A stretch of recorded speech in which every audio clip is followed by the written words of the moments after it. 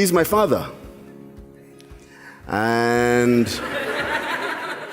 I'm his father, which makes him my son. Isn't he handsome? He gets his good looks from his grandfather. But I remember when I was 8 years old, we had moved to a new house. It was a beautiful compound, but there were cockroaches in the house, and it was driving my mom up the wall. And we're trying to find out how to get rid of these cockroaches. Then one day, I was helping Oti. Oti was our gardener. Oti was opening up, cleaning up the garden, and I was really trying to help him out. And we found a manhole, and he opened it up, and I asked him, what is that? Okay, so he opened it up, and lo and behold, inside that manhole was the largest population of cockroaches I had ever seen. And as he opened that manhole, you know how cockroaches are with light? As their feet, thousands, millions of feet, tried to scurry away, I can still remember the sound that they made. It still makes my skin crawl. But alas, I had found the source. I knew where the cockroaches were coming from.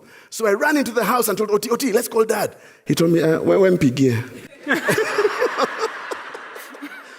I picked up the phone. It's a landline because, those days were landlines. And this time he was head of a conglomerate. So there was a direct line and he had left it there. So I called the direct line, actually, you need off head. And I dialed the number and I said, hey, it's Mwaniki. I want to speak to my dad. And his PA very calmly said, are you sure? I said, yeah. So my dad, after some time, came onto the line. I told him, Dad, I found it. I found where the cockroaches are. They're inside the manhole. There was a pregnant, awkward pause. Mwaniki. Yes, sir. Is that all? Now, I called because I knew my father, you knew what to do. So I said, yes, sir. And he said, don't ever call this number unless there's an emergency. Do you understand? Yes, sir. Dad, do you remember that call?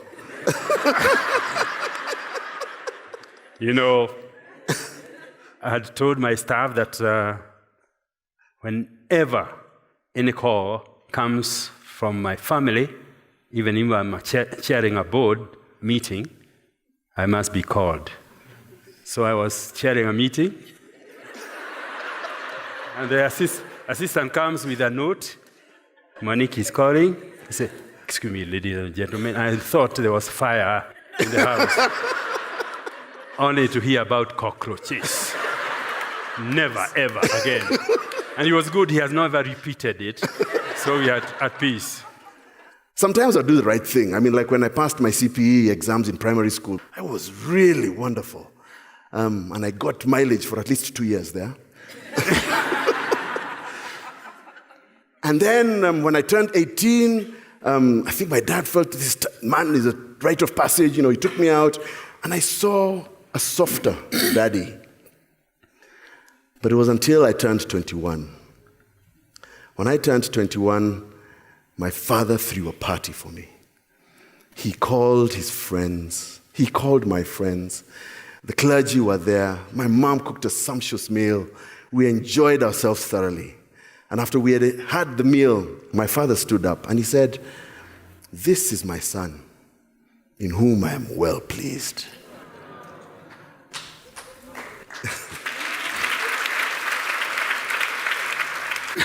He went on to talk about the journey of manhood and talked about how my true identity is not in things, but my true identity is in that I'm a beloved child of God. That people could let me down, that my business partners could let me down, that schoolmates would let me down, my parents would let me down, and he could let me down, but Jesus never fails. Then he did something that he had not done for 12, 13 years. He hugged me. And in that embrace, the little cockroach feeling came out from its hiding hole and was crushed under the heel of acceptance. I felt I had arrived. I felt that I would make it. I knew that I wanted that feeling for my children every day.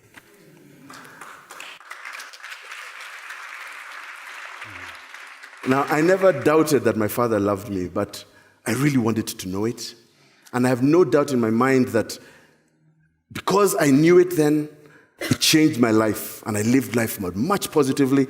And I purposed to do the same for my children. Love, joy, peace, patience, kindness, goodness, gentleness, faithfulness, and self-control. These are all traits that I see in my father. Now, maybe some of you are thinking, I'm just praising him so that I can get money to go for the dinner tonight, which I may need, by the way. Yeah, you're going to get. But I'll give you another look at this and tell you what my friends think of my father. So just 2 days ago, it was on Thursday, I was at home with my friend Brian Kibos, and we were sitting in the sitting room just talking. And my father comes home from work, and of course he's joyous, he's always happy, he's always positive. And he says hi to us, and we have this dog called Kifi at home, who's very naughty, very energetic. So, and he gets really excited when one of us come home. So he sees my dad coming home, he slowly walks to the back where we put our shoes and steals a slipper. And now comes back looking at my dad with his head down, taunting him to play with him.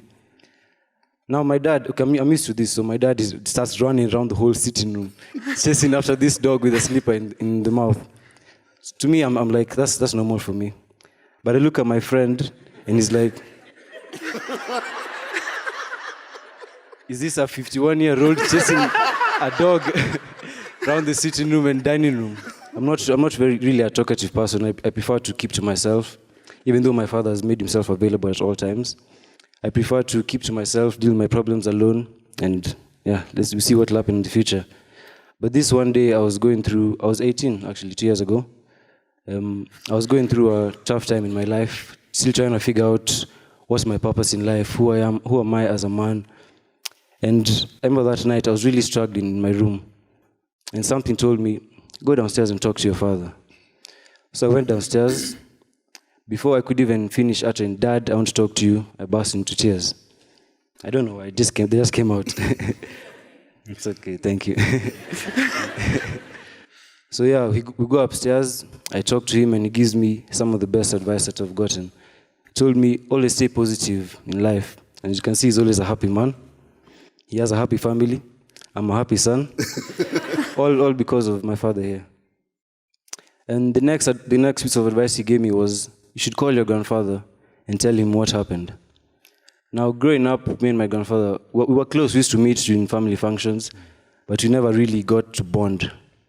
And this was a great opportunity for us to do that. So I called him. He was in the office.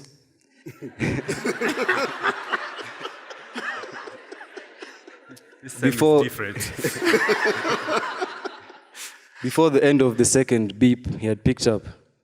He's like, yes, my grandson. He's a man of God, so the first thing he always says is, praise God. I'm like, amen. Amen. So yeah, I tell him, Guka, I'm going through a lot in my life right now, and I would like for you to mentor me and teach me, and I would like to have lunch with you tomorrow. The first thing he told me was, I will clear my schedule for you tomorrow. Come to my office and we shall talk more. He called.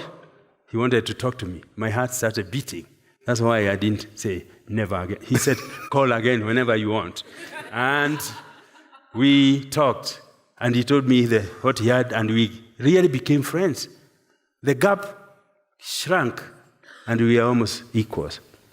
And he said, I'll be talking to Babu, that's the grandfather on the maternal side, Babu Sam, so that we can get together. I said, organize.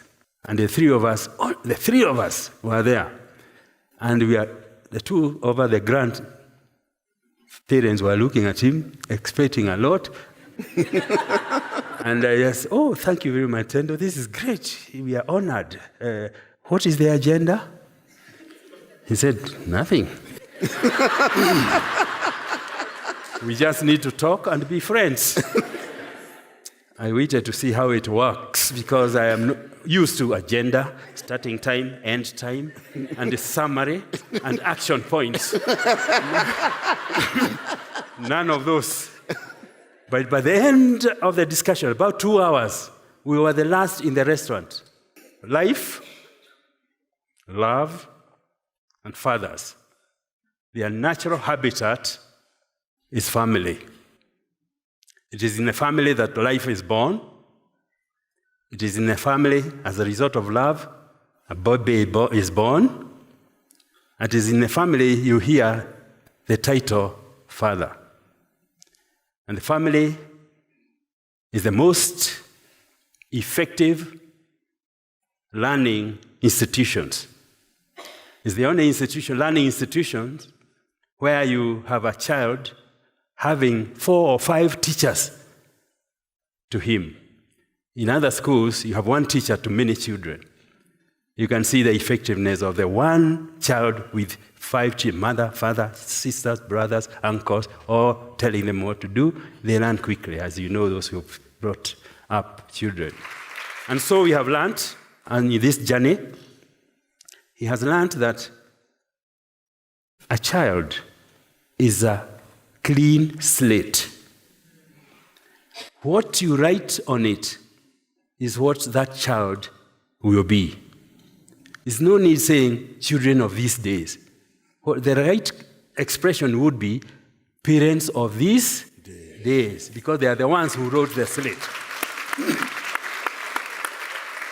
What I've learned is that family tree is very important because it has many parts. The roots in a tree represent the departed great grandfathers who are not alive, but they taught us before they went, like I said. The trunk represents the parents, the fathers.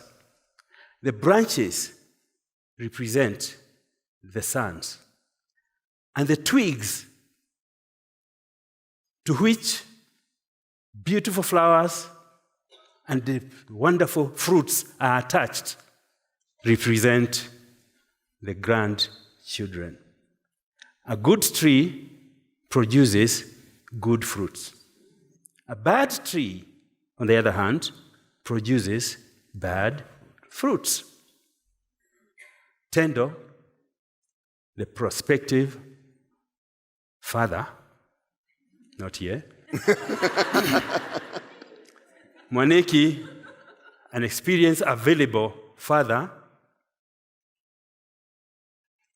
Myself, a disciplined, organized, agenda, action plan grandfather, have committed ourselves to be people who carry life, add value to life.